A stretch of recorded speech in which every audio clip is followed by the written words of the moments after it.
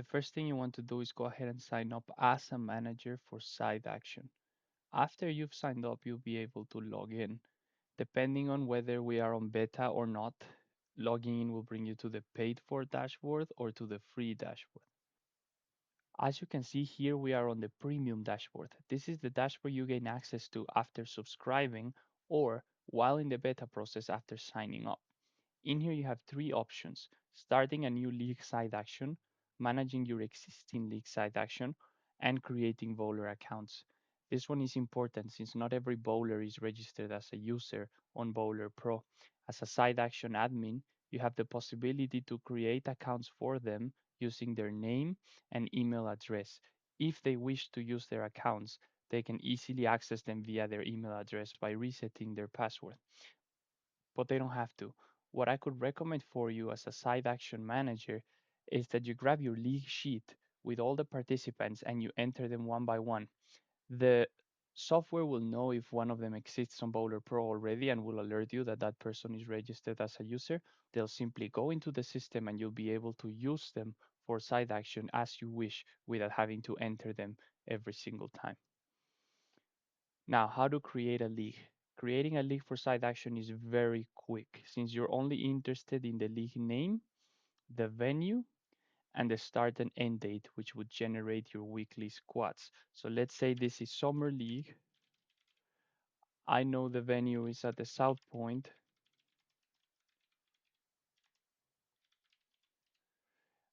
My start date, since this is Summer League, it's going to be, let's say, June 1st.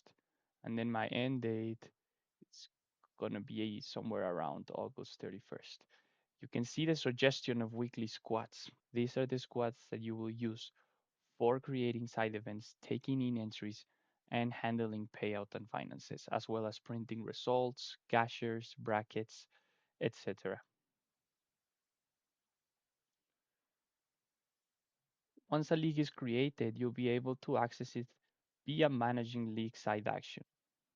As you can see, this is the league we just created, and this is a league I previously created with the purpose of providing examples with already built-in side action. When you access a newly created league, you'll see that there are no side events. You will see a panel with all of your squads, the possibility to create or remove squads. If as a manager you're used to running the same side events for every single week, feel free to use this option in order to only create them once. The financials button works the same way.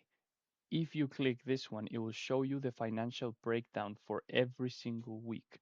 If you click this one, it will show you the financial breakdown for the selected week only. The print results all option works the same way. It will display the results for every single week for every single participant, whereas this option right here will display the results of the selected week only.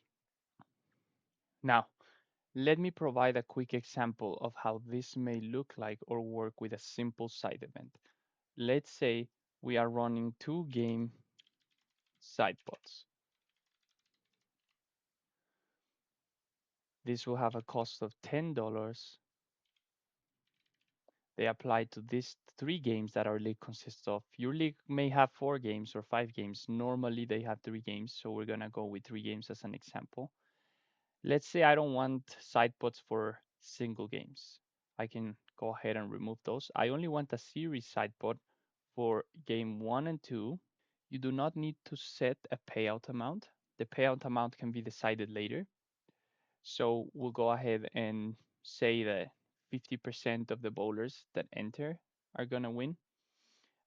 We create the side event, which will bring us to the panel for 2 games side pot. For this part, it is important that you've already created the accounts for the bowlers in your league so that you may type in the first letters of their name and easily enter them into the event. As you can see, it has the price we set for the side event for the 2 game side pots, and we can go ahead and collect that fee for a given bowler. I can repeat that for as many bowlers that wish to participate in the side event. Now, scores can be captured in real time. Winners are going to be displayed in real time, and we can select to use or not use handicap at any moment. Let me provide an example. We have these three entries for our two-game side pod, and I wish to enter the scores.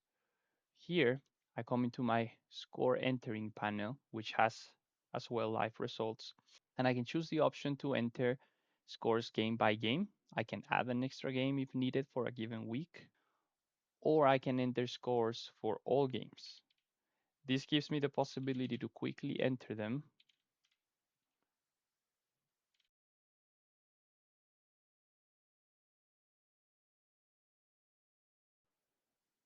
As you can see, as I am entering the scores, the two game side pod scores are being calculated and displayed to me as the admin. To render the results for the side event, I can simply toggle between the handicap being on or the handicap being off, which would display the winner of the side event. Now, once we have a winner selected, we can easily pay the amount, whatever amount we decide. We can also print the results for the squad, which now contain the two game side pods. We can print the financials, which would show us that we've collected $30 and we've completed no payouts. We can print these payments, we can print the payouts, or we can print both. Let me provide an example of a payout.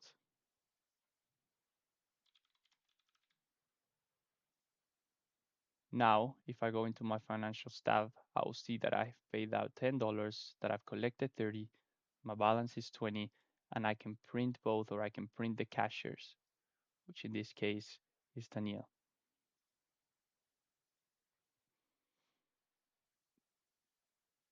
Now, if I add another side event, let's say I am running Survivor with a cost of $20 for all three games of my league. First surviving score is 200, second surviving score is 190, third survival score is 210. And as a suggestion, again, the winner takes $100.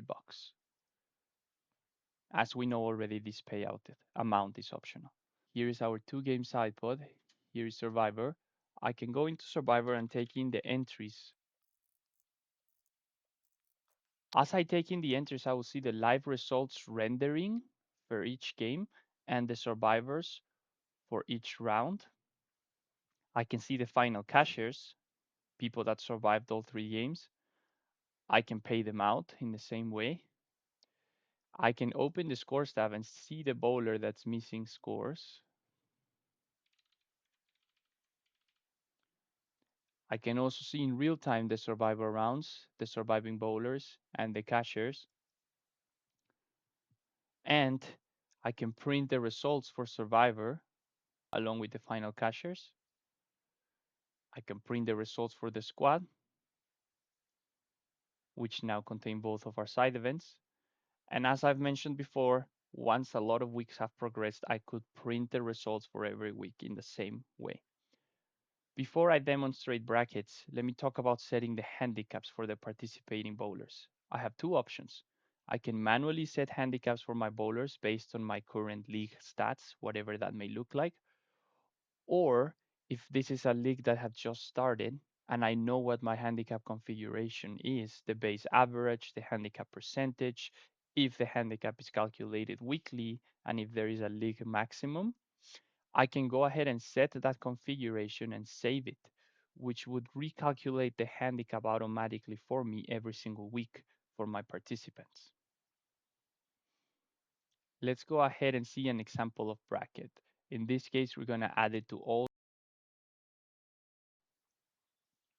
Each entry costs 5, 3 games. So as you can see, because we have a 3 game bracket, it shows us that the configuration is going to be an 8-man bracket, 3 rounds, high score wins.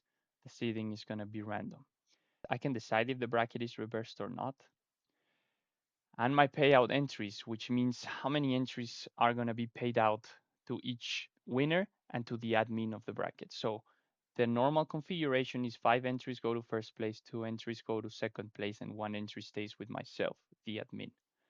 If I decide to move this configuration around, I can see it automatically update the 8 entries that are a part of a single bracket. So I make no mistakes. Let's go back to the regular configuration of 521 and regular bracket, not reversed. If I had an extra game, again, just to show what it looks like, it would calculate the size of the bracket with 4 games, the rounds, and it will give me the option to spread the 16 entries in a different way.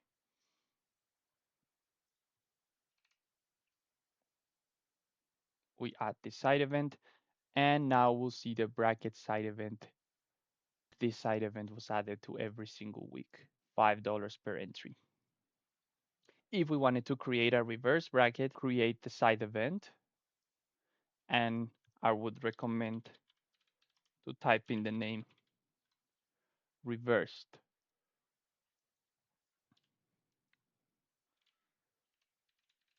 So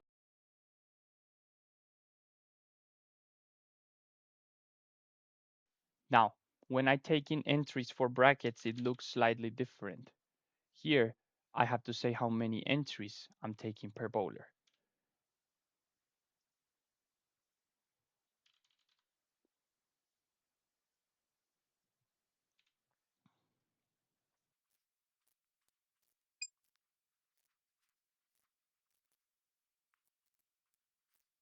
Once I've collected all my entries, I can generate my brackets. Generating the brackets will show you the configuration. Let me demonstrate by expanding all the brackets. You can feel free to delete the brackets after they've been generated before scores have been pulled. As you can see, you have the option to pull the scores normally or to pull the scores with handicap. Before you pull the scores, you can always delete the brackets and regenerate them. You have the option to print the brackets and to print the cashers. Here are my printed cashers, which will show the refunded entries, entries that were overbought, and the algorithm didn't find a way to place that entry in a bracket. It will show you people that won money as cashers and people who need to be refunded money for their entries.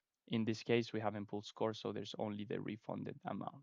Allow me to go to the pre-created league so I can show what brackets look like after capturing the scores for everyone. As you can see, we have a variety of different entry amounts per bowlers. The scores have already been pulled. We can go ahead and print the cashers, which shows you who won, which placements they received, and the refunded entries. In this example, I pulled the scores with handicap. I can see all of the generated brackets. Brackets have already been filled. Winners are clearly marked. Cashers are displayed. And I can feel free to print the brackets. I can print the cashers. And now if I choose on this week where I have this many side events, if I choose to print the results, I'll be able to print the results for every single event. Survivor, Eliminator with their cashers, side pods, game 1 and 2, game 2 and 3, high series, etc. And if I go ahead and print the financials, there's a lot more data that may be relevant for myself, which I can, again, print if I so desire. Side events like Clean Game, Mystery Score, and Mystery Series keep it very simple. Clean Game, I will take in the entry, collect the entry, and once I know a bowler has won, I would simply select the payout amount for a Clean Game winner. Mystery Score, after I've taken my entries, I can set the amount if I am drawing the number from a bucket, or I can generate a random amount from the system. I set that amount and it will show me that no bowlers were matched. I can repeat the process until I find a winner. Say I drew from the bucket the score of 200. I set 200 and I will see the bowlers that scored at 200. I know Gerardo has an entry, so I can go ahead and pay him out. Mystery Series works in the exact same way.